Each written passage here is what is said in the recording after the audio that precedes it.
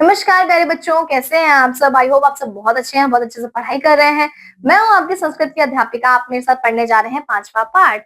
पंचम पाठ सेवा ही परमो धर्मः। सेवा ही परम धर्म है। ठीक है। प्रिय प्रिय छात्राः, जीवने सफलताय मानवः किं अर्जते? विद्यायाम् उपाधिनं पदविनः धनम किम एते प्राप्त्यम अन्यथा किम आवश्यकः महोदय। वे विद्यार्थियों, जीवन में सफलता के लिए मानव क्या क्या अर्जित प्राप्त करता है? विद्या, योग्यता, पद को, धन को। क्या ये सभी पर्याप्त हैं महोदय? और क्या आवश्यक है और क्या जरूरी है? मानवीय गुणा अपि आवश्यकः भो, यथा सिद्धार्थस्य जीवने विद्या धनम पद च सर्वोपि आसीत्, किंतु मानव गुणे एवं स महात्मा बुद्धः जातः। अरे के ते मानवीय गुणा? अरे मानवोचित मानवीय गुण भी आवश्यक हैं। जिससे सिद्धार्थ के जीवन में विद्या, धन, पद सभी विद्यमान थे, लेकिन मानवीय गुणों के द्वारा ही वह महात्मा बुद्ध के रूप में प्रसिद्ध हुए। महोदय, ये सब मानवीय गुण क्या हैं? चलिए देखिए मानवीय गुण क्या होते हैं। सत्यम, करुणा, उदारता, सेवा, परोपकारः, अक्रोधः इत्यादयः मानवीय गुणा सन्ति। अदे एते गुणे संबंधे एकाम कथाम पठाम आम माने वयम अपि पठितुम इच्छताम।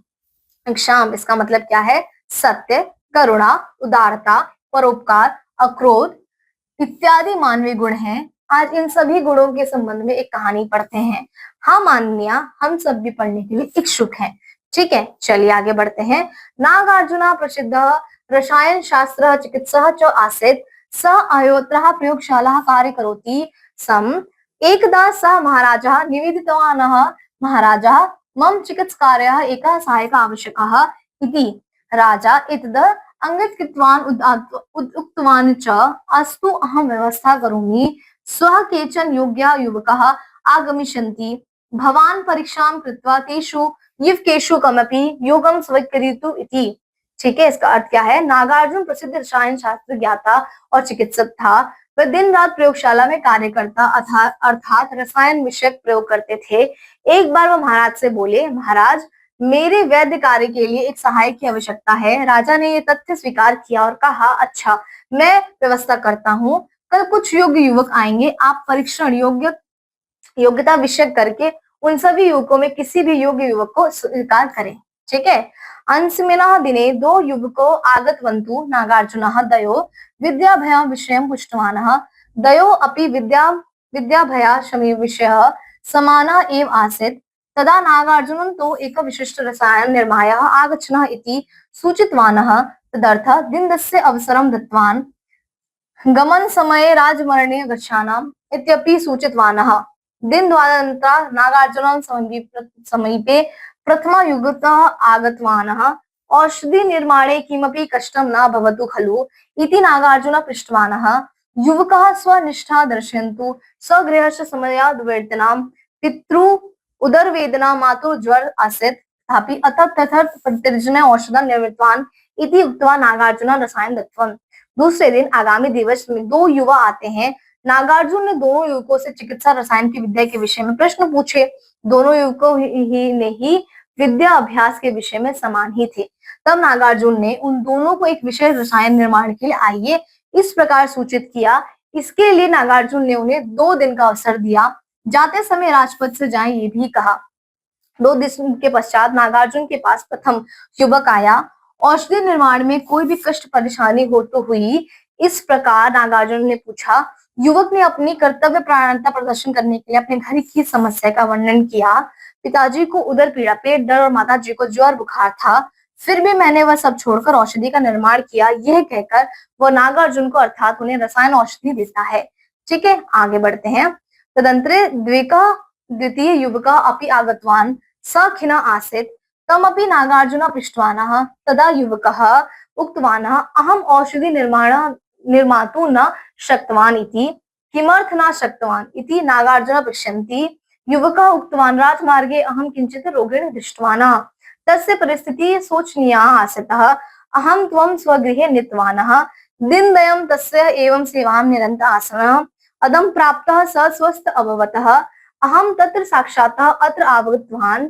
रसायन निर्माता स्वयं एव न प्राप्तवान् इति। ठीक है। इसके बाद दूसरा युवक भी आ गया, वो दुखी था, उसको भी नागार्जुन ने पूछा, तब वह युवक बोला, मैं औषधि निर्माण के लिए समर्थ नहीं था। इस प्रकार कहा।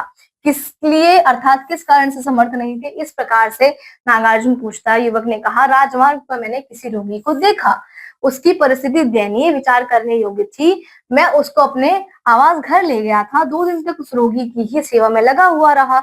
आज सुबह वह ठीक रोग मुक्त हुआ, मैं वहां से सीधा यहाँ आया हूँ। औषधि निर्माण के लिए समय ही नहीं मिला।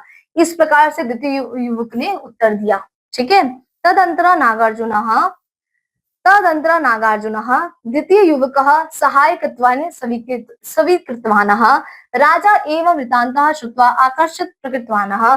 सः नागार्जुनः पृष्टवानः, प्रथमः युवकः औषध कृत्वा आनीतवानः, द्वितीय तथा न कृतवान्, तथापि भवान् किमर्थ द्वितीय चितवानः। नागार्जुनः अवदतः, द्वितीय अपि औषधि निर्माणे कुशलः अस्ति, किन्तु तेन समयः न प्राप्तः, यतः स सेवायां निरतः आसीत्। रोगिण्या अहं पूर्वमेव मार्गे दृष्ट्वा, अतः न राजमार्गे गन्तव्यम् इति अहं युवकद्वयं सूचितवानः। प्रथम रोगिणः दृष्ट्वा अपि अग्रे गतवानः। स यत्र वत्र कार्य करोति, तस्मिन् सेवाया भावनः अस्ति। सेवा भावना विना चिकित्सकः कथा भवेतः, अतः अहं द्वितीय से चयन कृतवान इति। उसके बाद नागार्जुन ने द्वितीय युवक को सहायक के रूप में स्वीकार कर लिया। राजा ने ये विवरण सुनकर आश्चर्य प्रकट किया। वह नागार्जुन से पूछा, प्रथम युवक औषधि निर्माण करके लाया था, द्वितीय युवक ने औषधि निर्माण नहीं किया, फिर भी आपने द्वितीय युवक का चयन कैसे किया? नागार्जुन ने कहा, द्वितीय युवक भी औषधि निर्माण में कुशल है, लेकिन उसे समय नहीं मिला, क्योंकि वह रोगी की सेवा कार्य में लगा हुआ था। उस रोगी को पहले ही मेरे द्वारा मुख्य मार्ग पर देखा लिया गया था, इसीलिए मुख्य सड़क से जाना चाहिए। इस प्रकार मैंने दोनों युवकों को सूचित किया था। पहला रोगी को देखकर भी आगे चला गया, वह मशीन के समान कार्य करता है, उसमें सेवा की भावना नहीं है। सेवा भावना के भाव में चिकित्सक कैसे हो सकता है, इसलिए मैंने द्वितीय का चयन किया।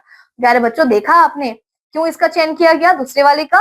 क्यों? क्योंकि उसने देखा कि रोगी पड़ा हुआ है, तो पहले मेरा काम राजा के पास जाना नहीं है, मेरे सामने जो पेशेंट पड़ा हुआ है, पहले मुझे उसका चिकित्सा करना है, उसको बचाना है, ठीक है, उसका इलाज करना है, पहले वो ठीक हो जाए, फिर मैं दूसरे काम करूंगा। तो किसी भी चिकित्सक का, किसी डॉक्टर का पहला धर्म ये होता है कि उसके सामने अगर पेशेंट है तो उसको क्योर करे। ठीक है। इस चैप्टर से हमें ये सीख मिलती है कि हमें हमेशा जो है अपने कर्तव्यों के प्रति जो है तत्पर रहना चाहिए। धन्यवाद आप सभी का। अब हम मिलेंगे आपसे अगले वाले पाठ में, तब तक आप अपना ध्यान रखें।